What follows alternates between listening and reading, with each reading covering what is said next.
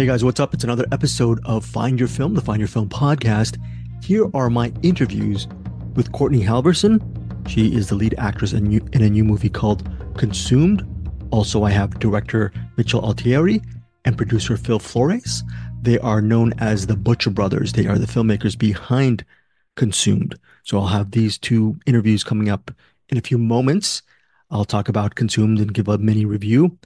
And then on top of that, after these interviews, I will also give a mini review of the new Neil Marshall Charlotte Kirk collaboration. It is called Duchess. And that came out, I believe, on demand a week and a half ago. And I'm a little bit late on the review. But again, it's evergreen, right? Because it's on digital, VOD, and streaming and whatnot. Not streaming, digital and VOD. And I'll tell you guys if I liked Duchess or not. Spoiler alert, I did like it. And I'll tell you what I dig about it, what are the flaws, etc. towards the end of this podcast. But as far as Consumed, it is now Friday, August 16th. It is in theaters and it's also available on demand. I will have Amazon links for both Consumed and Duchess. I believe Duchess is on Amazon. And then if you rent or purchase either of these movies, you can help me, Bruce, Eric, and Anderson on our podcast universe. We receive a slight commission as Amazon Associates members. Now, okay, let's get to Consumed. It centers on a married couple. They're out in the forest and outdoors are camping. Everything seems okay, hunky-dory. They just need, I'm assuming, a little bit of time from the ravages of civilization. But the problem is, when you're out there in the woods, in the outdoors, crazy things might happen. Now, Beth is played by Courtney Halverson, and Beth's husband is Jay, played by Mark Famiglietti, I believe. Okay, and I apologize if I'm mispronouncing that name. The only other person in this movie is Devon Sawa. He is a mountain man out in the outdoors. He is reportedly hunting a monster, specifically a Wendigo in the area. Now, that Wendigo may put its claws, teeth, whatever, on both Beth and Jay because they could be the next people victimized by this supposed creature in the outdoors in the forest. I am a city slicker, so I do not like camping one bit or me and trees and the earth, forget about it. It's me and recycled air conditioning and in a cubicle. That's my life. And I know that sounds disgusting to most of you, but I am a total city slicker, urbanite. So when I see a movie set in the outdoors and it's a horror thriller like Consumed, I'm into it because this gives me a life that I usually will not lead, meaning leaving my house and going to the great outdoors. So that's essentially the plot line behind Consumed. Three-hander about these people trying to hunt down or escape, most importantly, escape and survive from this apparent Wendigo that it's out there. All that said, this movie is mainly a showcase for Courtney Halverson. She is the lead person as Beth. And I was not going to actually spoil this in the review, but since the directors mentioned it in the interview, Beth has cancer. She had cancer remission, but it returned, and she has not told her husband yet as of her condition. Okay, so she's holding that secret from him before the supposed encounter with the Wendigo. And a lot of Consumed deals with how, look, Beth is she's carrying this thing with her, this horrible news with her, and she's also trying to survive, and she's trying to make sure that she and her husband survive this grueling experience, which, whether it's real or not, and that's not a spoiler because the filmmakers, Mitchell Altieri and producer Phil Flores, they talk about the surreal nature of Consumed. So I really enjoyed this movie, and it was surprisingly resonant for me. I love seeing people in the middle of a tragedy and how are they able to deal with it, especially if it's executed in a B nature style like it is with Consumed. Really solid filmmaking in this indie thriller. That said, here, Rotten Tomatoes, 7 reviews on the tomato meter, 14%, which to me is absolutely ridiculous. Well, there's only 7 reviews. Hopefully that percentage goes up because I really enjoyed Consumed. My personal rating, I'm not on Rotten Tomatoes, unfortunately, to help with this rating, but my rating for Consumed is 4 stars, 4 out of 5 stars. The third act is really surreal and memorable, and there's a sequence with Beth and the creature, which thought was really good. I loved the way the movie ended, and Courtney Halverson's really wonderful in Consumed and very locked in her performance. Devon Sawa, I've liked his stuff with recently, what, the Fanatic from several years ago, 5, 6 years ago. Really loved him in that. And there's another movie, I think it's called Gasoline Alley or something. It's a noirish thing.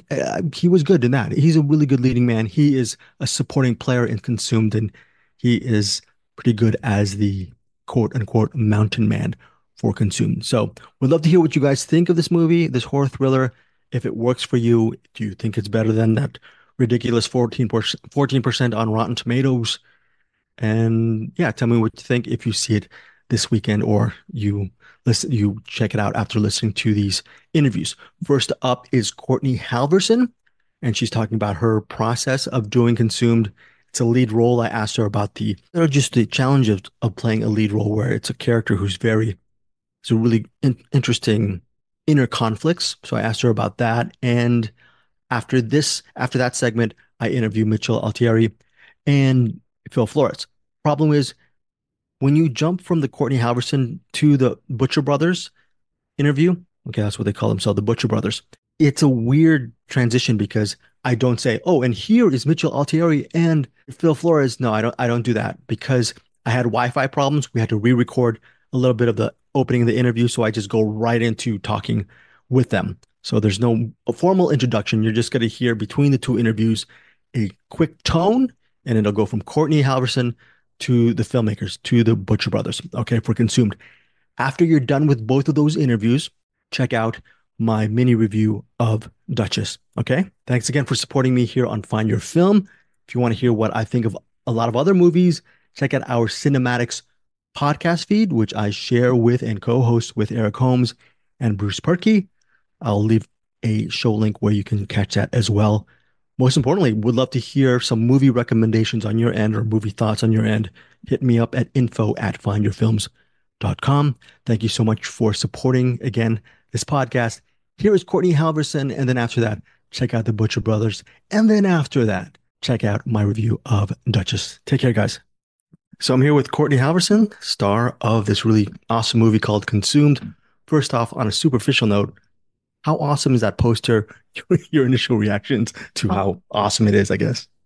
I am so stoked on the poster. That's one of those things I think is I'm a bit of like a graphic design nerd. So I was waiting to see, you have no idea what element they're going to pull out for the poster. So when I saw that one come through, I was like, oh, bang up job. That one's good.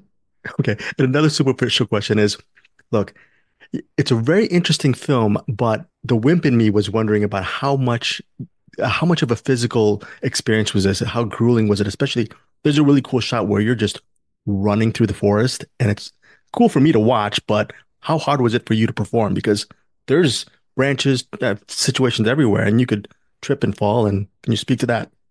Yeah, I mean, it is a very physically demanding role.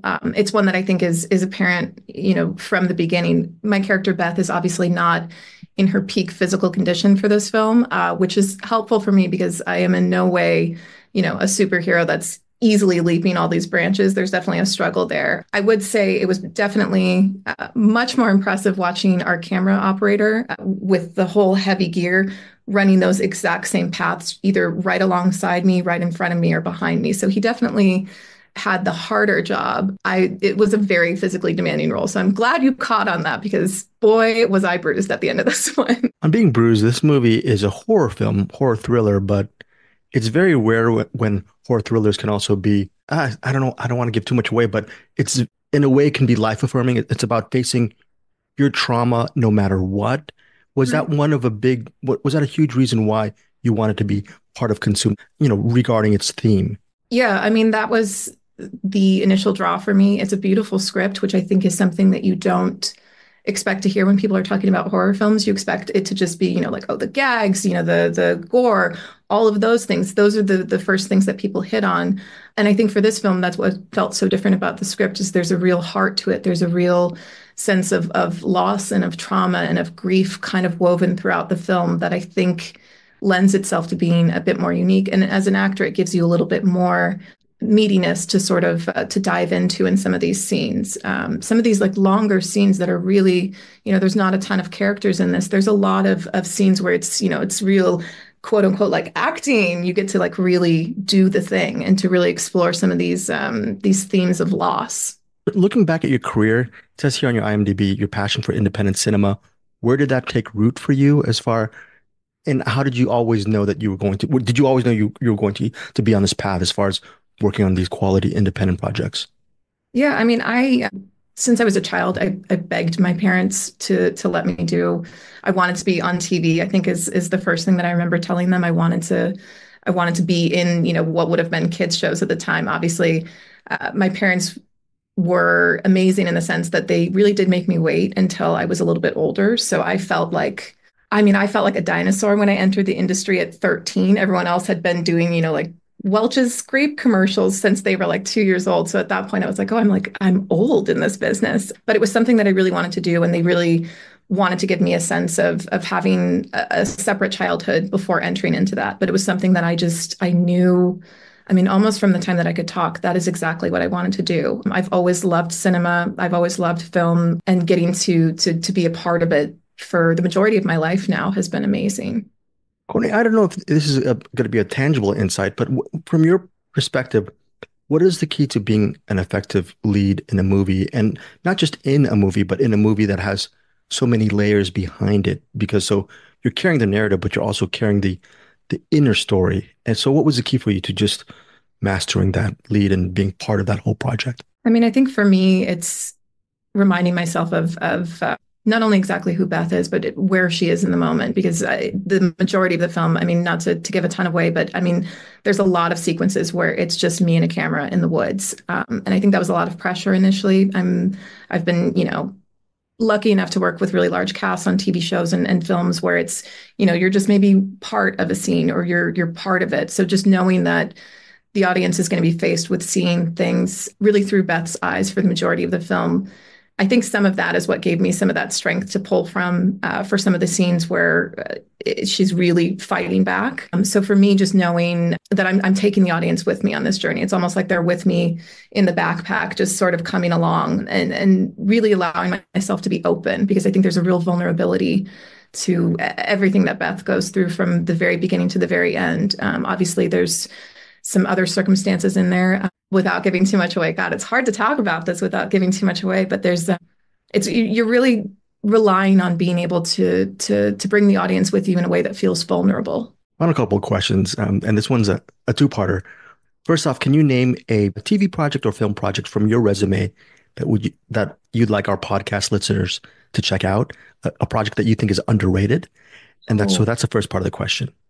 You know what? I think something that's very underrated, and this is only from my personal experience, I would love for people to revisit the second season of True Detective. I think that is a very underrated project that I worked on. I think because the first season was so fanatically received, and I think the second season, a lot of people really enjoyed it, but were expecting the same thing again. And I think it's a series that's obviously like brilliantly written, brilliantly directed. And I think it's really well worth a revisit, if nothing, just to watch Colin Farrell be as incredible as he always is. And the second part of the question is, you are a cinephile, so this is going to be hard. Can you give our listeners just a movie pick? Doesn't have to be one of your all-time favorite movies, just a movie pick that you would like us to watch. Maybe it's under the radar or it's personally close to you, to your aesthetic. And what is this movie and what makes it unique for you? Oh, gosh. Oh, that's such a hard question. I'm You sorry. never got a hard question. I'm so sorry. No. I feel like I'm not maybe the best to give an answer that's, like a less known film. I think anything that I'm going to say is probably going to be something that your audience is very familiar with. I personally, if I'm choosing it, I'm usually going for something like Amelie. That's definitely a film that I've always gravitated towards. Obviously, it's not in the English language, but I think the aesthetics and the cinematography there is just so beautiful. The color palette, all of it is just really incredible. It's the polar opposite of this film, I'll say that. Yeah, and final question is, I'm mispronouncing it, and I apologize. You can correct me. Misan Miet? What is yeah. Yeah, what is that about? And tell us your passion behind that as well. And again, thank you for your time. Yeah, of course. Maison Miette is loosely translates to the House of Crumbs. And it's a company that I started by myself, sort of in the middle of COVID when I was looking for something to do that felt like a different sort of creative outlet. And so, yeah, I make a line of silk scarves inspired by my love of food. So there's a whole pasta collection, there's a boulangerie collection, there's an apéro collection. So, yeah, I'm passionate about silk scarves and horror films, it turns out. That is great. By the way, that is a great combination. Yeah. Courtney, thank you so much for your time. Really enjoyed Consumed. Thank you so much, Greg. I really appreciate it. So, yes, did you guys see this? What did you guys initially think of the screenplay? I thought it was a little bit subversive, without giving too much away. What attracted you guys to the story in the first place? The story, David Calvert, the writer, I think when we saw the screenplay, what attracted us really is this, it was this like really delicate story about a woman battling cancer, and it lended itself to so many layers that could be wrapped in nicely with this horror film and with the analogy to this creature. But at the end of the day, it's really about her fight with cancer, and we really want to keep the idea of specifically when we're shooting the movie is like, what's real, what's not, what's in her mind, what isn't in her mind, but in the same breath, there was so much that could be done to just have an exciting, fun horror, movie as well. So it just had lots of opportunity to it. I felt like. No, as a producer, what's the key to actually shooting in the forest? There's so many setups and the locations and securing them. In layman's terms, what's the main challenge of doing that, including the night shoots? So, yeah, we were just talking about this earlier. Yeah, you think, go out into the woods and shoot a film. It's perfect. There's no sound, like you're only bothering you, with lawnmowers trying to interrupt your film, and then you realize that after the sun's gone down, you're in complete pitch black. You're also dealing with like waves and mosquitoes. You're also dealing with brown bears. There are things that don't happen in your regular shooting spaces. But yeah, every film's a challenge. Every film is a firefight. And I think that we were very fortunate. Mitch and I have been working so long together that we have a really great shorthand that allows us to kind of cut through all the issues quickly. And when something comes up, when you have to just like figure out how to move around it. And that, we were very fortunate to work with a really professional cast and crew. Speaking of which, what's the key as far as the Butcher Brothers go, as far the longevity? When up and coming filmmakers or even filmmaking vets come up to you for advice, what do you give them as far as how you guys, it's even just a task to make one film and you guys have made a career out of it. What has been the key to both of your success? As Phil said, every single movie is a challenge. And, I think we try to bring a unique voice to it. All our films, they've had, at least from my side, Phil could have a different aspect to it. But what I really like that we've done and what I feel like has kept our careers going is like we really try to approach each film with a unique take on it, yet, that it's a Butcher Brothers film. So, we've had films that, one has premiered at Sundance and then, the following year it's, we have another film premiering at South by Southwest, or another one, is excelling in Europe and, in either in Berlin or something like that. And I think that for me, the Butcher Brothers take has always been like, each film that we do, they're very different than the last, but yet but there's this Butcher Brothers staple to it.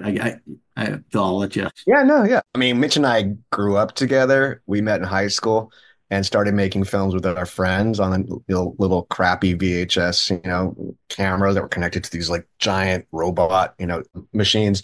So early on, we realized like this is a very hard thing to pull off, and you need your brother to help you up. So I think that throughout the years, we've been super fortunate to grow up in the same town and then experience this together. And of course, like any brothers, you fight, you work that out. But, we're both level-minded and enough to realize like this is a very hard industry to get through alone. And so I think that having someone else to work with who you can trust and get to the next stage is the key, really. Yeah.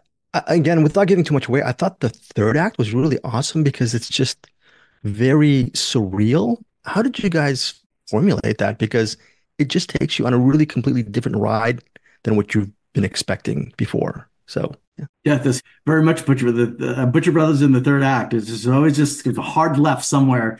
I think it's again, it goes back to, we specifically with the script, it's like you're driving this story that, it's almost like diving into the mind, and you really get into Beth's mind, and it's almost like, could you imagine if you're like sick and you're trapped out in the woods, and then this madman played beautifully by Devon Sawa, starts talking about this Wendigo and this thing and what that does to your mind. And, there's something out there, but is it real? Is it in her head? And then so she starts formulating this idea of like, what's happening out there. And so for me personally, I felt like the third act is that it's like, it takes this turn of like this, insanity, this cosmic horror that you just don't know what's real.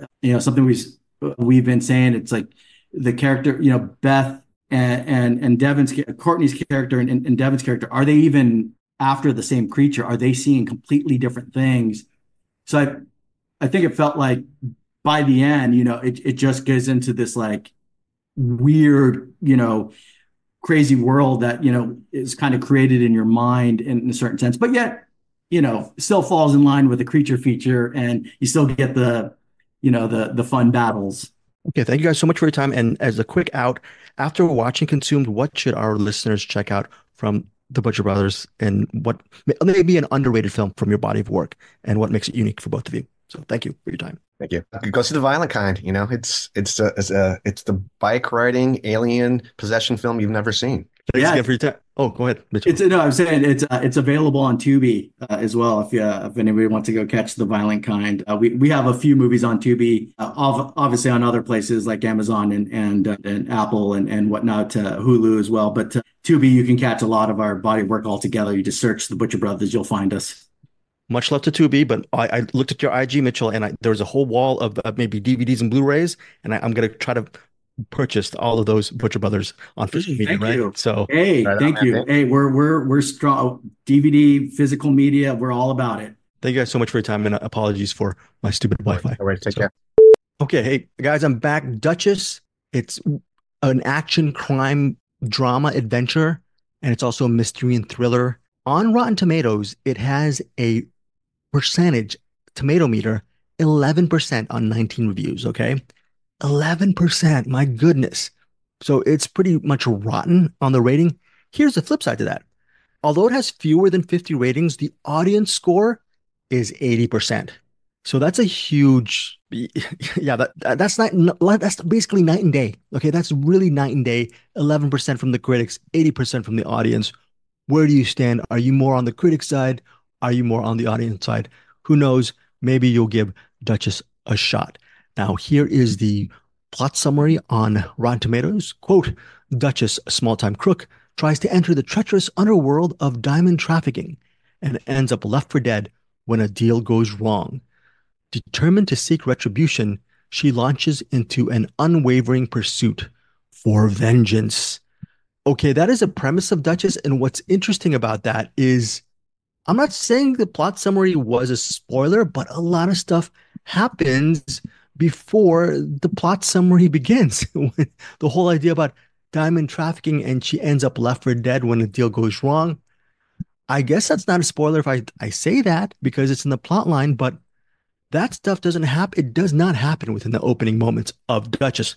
Instead, what director Neil Marshall, who also co-wrote the script with Charlotte Kirk and Simon Farr, he sets, well, I'm looking at the trailer right now and you actually see some of those scenes. There's a lot of story that is told before that inciting event occurs. So I think that's a good thing because you get to realize essentially the first two acts or first act and a half, you get to see how Charlotte Kirk, she starts off as pretty much a sexy pickpocketer. She goes into clubs, pickpockets wallets from people, interested suitors and whatnot. Her name is Scarlett. Eventually, as she rises up the crime syndicate, she ends up being known as Duchess. Okay. But for the beginning, she's Scarlett Monahan. And we see how Scarlett becomes friends with this diamond smuggler or diamond merchant, diamond figure, very powerful crime figure, played by Philip Winchester. He plays Robert. And Robert, while he is romantically interested in Scarlett, he is also interested in bringing her into his criminal organization. So Robert brings Scarlett into his organization. He teaches her the ropes. And then Scarlett also has some baggage of her own from the past, meaning her father, played by Comini. Comini is a great actor, and he's in this for a really cool scene. Also starring in this movie is Charlie, a really high-level crime lord, played by Stephanie Beacham, and she's one of Duchess's shining aspects. And if you don't know Stephanie Beacham, I mean, maybe you're not a Gen Xer or older or boomer. Okay, I'm a Gen Xer. I remember Stephanie Beacham from, I believe, the Colbys and Dynasty back in the 80s. I also was in a huge, I think maybe the late 80s or early 90s, I was on a huge Marlon Brando kick. And I remember Stephanie Beacham and Marlon Brando in a movie from the, I think, early 70s or 1971, the movie called The Nightcomers. And I just remember Stephanie Beacham has had a celebrated career. Seeing people of her ilk as well as Comini into this movie, Duchess, upscales my overall rating and entertainment and love for the movie. So there's some really good stuff in this movie. There's some pros and cons of it. I think initially I was not too thrilled that this was not a 90-minute just quick action movie, but because it's 113 minutes, there's a lot of the first half deals with Scarlett's backstory and how she becomes Duchess, and then that plot summary, which I told you about, where she's left for dead. Then that stuff begins. So it's really, and then the rest of the movie transpires where she goes on that vendetta. Okay, so I don't know. At first, I was not cool with the length, the running length, but then upon reflection, it's been a week since. I don't mind it. I understand what Neil Marshall was going for with Duchess. He wanted to give a full-bodied story and not just a quick 85 to 90-minute bullet action-laced film with maybe empty calories. He wanted to bring in a lot of story to the proceedings. Now, Duchess will probably be compared to a lot of Guy Ritchie's movies. It has that sort of snatch Guy Ritchie Lock, Stock, and two or three Smoking Barrels. I forget. But that Guy Ritchie element is all over. That influence is all over Duchess. You might like that. You might think it's derivative and lower your rating regarding Duchess. But here's the thing. I really like Charlotte Kirk and Neil Marshall's previous film that they did together. Let me look it up right now. The 2022 film, The Lair. Really love their collaboration on this. And I like what they're doing with Duchess. I actually want another installment of Duchess if it's in the offing. If not, it's still a good standalone piece. Just for a fun action crime thriller with a Guy Ritchie type of flair. And Kirk is good in the leading role. It's good. It's fun. It's a fun enough, engaging entertainment film. That's more than a mild recommend. This movie is a recommend for me. And so I'm giving Duchess 3.5 out of 5 stars. Would love to hear if you guys think this is a movie worth watching. Thanks again for supporting me here on the Find Your Film podcast. Again, that is my review of Duchess as well as Consumed. Tell me what you think of both of these movies via emailing me at info@findyourfilms.com or joining me at the Cinematics Facebook group. Okay? I'll leave all those links below. Take care. Bye.